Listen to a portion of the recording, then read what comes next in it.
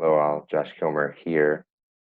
I wanted to share a few thoughts on Holy Week, some pious practices and traditions that have been uh, exercised by Catholics throughout the centuries. But before I begin, I just wanted to let you know that I'm praying for you all. Hopefully, you're all staying healthy, um, and most importantly, having uh, peace of soul in this time as you're maintaining as a family a peace of soul. I ask for your prayers for my family to do the same, to have peace in these times. So back to um, Holy Week, I'm going to share just a few thoughts, one or two thoughts on um, Holy Thursday, Good Friday, and Holy Saturday. But first, I'm going to touch on today, on Monday, Tuesday, and then Wednesday, or Spy Wednesday of Holy Week. Spy Wednesday for Judas's actions. It's called that. You might find that it's called that sometimes. So Monday, Tuesday, and Wednesday of Holy Week actually traditionally were days in which Catholics would do their intense spring cleaning. Now most of us have been stuck at home for the last few weeks, so you might have already gotten to that. But if you haven't, I encourage you to make these 3 days a day of intense spring cleaning, and to do it as a family. It was done a lot in the Middle Ages by Catholic families as a penitential work. Some people like cleaning. Most people would say don't like cleaning, and definitely not deep cleaning. But this, over these 3 days, I remember growing up in my family, on our big cleaning days, a lot of times um, tempers were flaring, and they weren't the most pleasant days. But and maybe that's your experience, maybe not.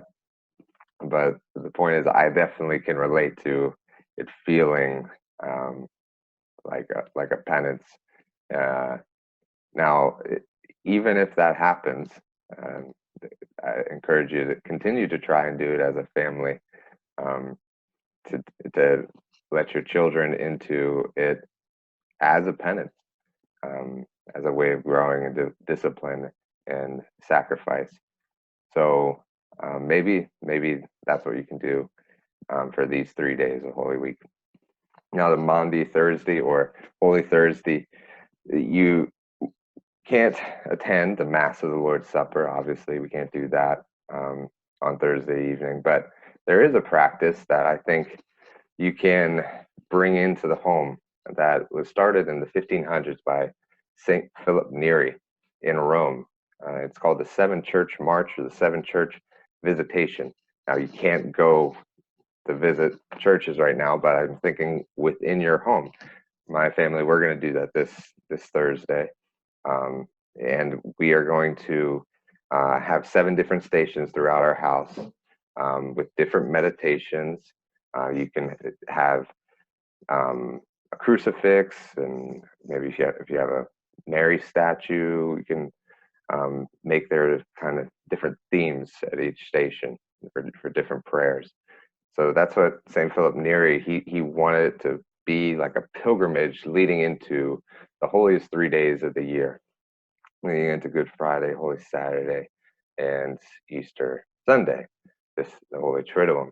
It was meant to really be a communal pilgrimage. And so he set these um, 7 church marches up throughout Rome, and they would visit the Blessed Sacrament at each of these churches. But you can visit each of these stations and make each of these stations holy, and as a family pray some meditations together. So maybe that can be a practice you guys do this year and years to follow. Good Friday, the mystery of our Lord's passion and death. Obviously, the Stations of the Cross is a beautiful way to enter into our Lord's Sacred Heart, to get to penetrate His His mercy, His merciful love.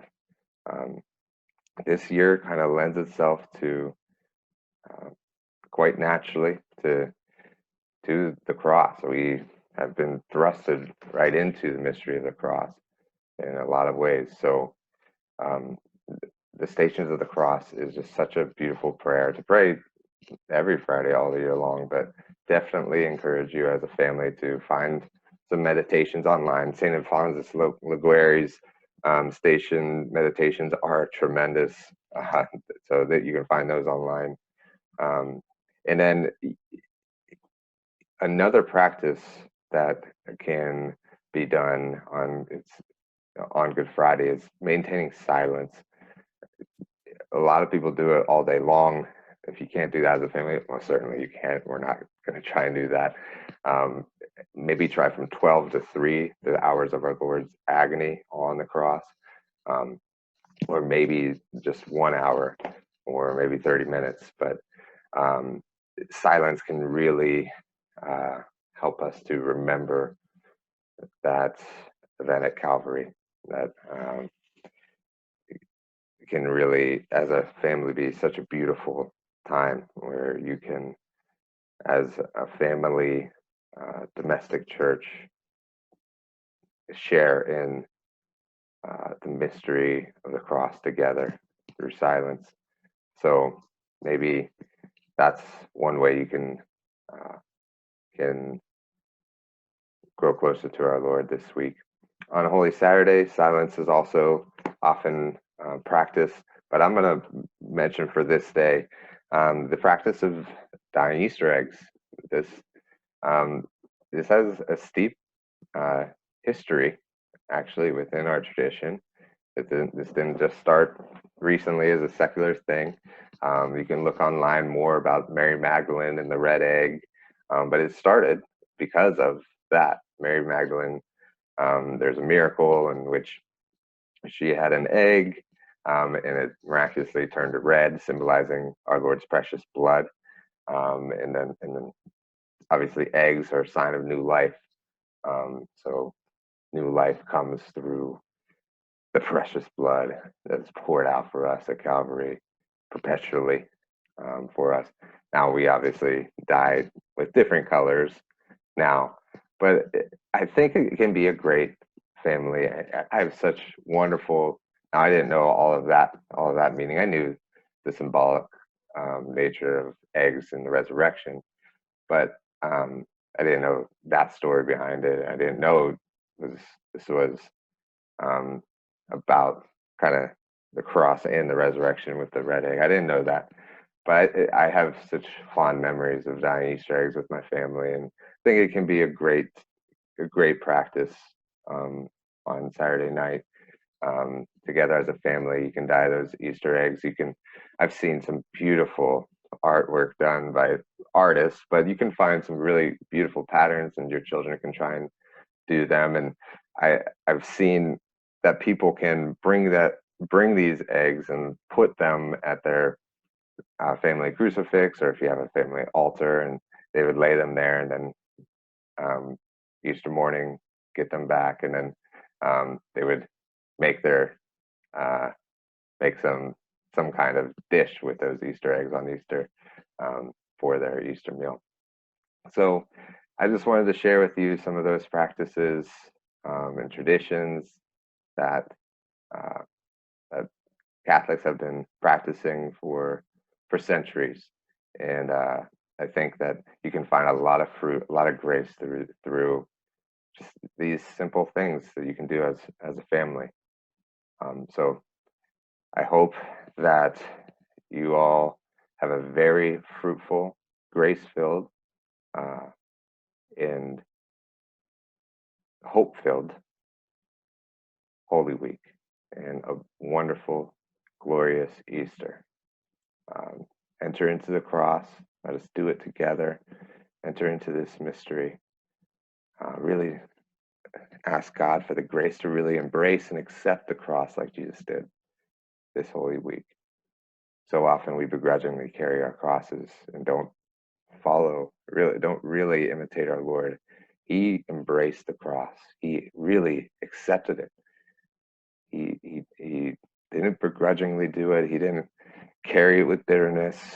Um, he accepted it. That's hard to do. It's easy to say, but it's hard to do. Let's ask God for the grace, for greater outpourings of grace to be able to really embrace the cross so that we can have a more glorious resurrection. God bless. Bye.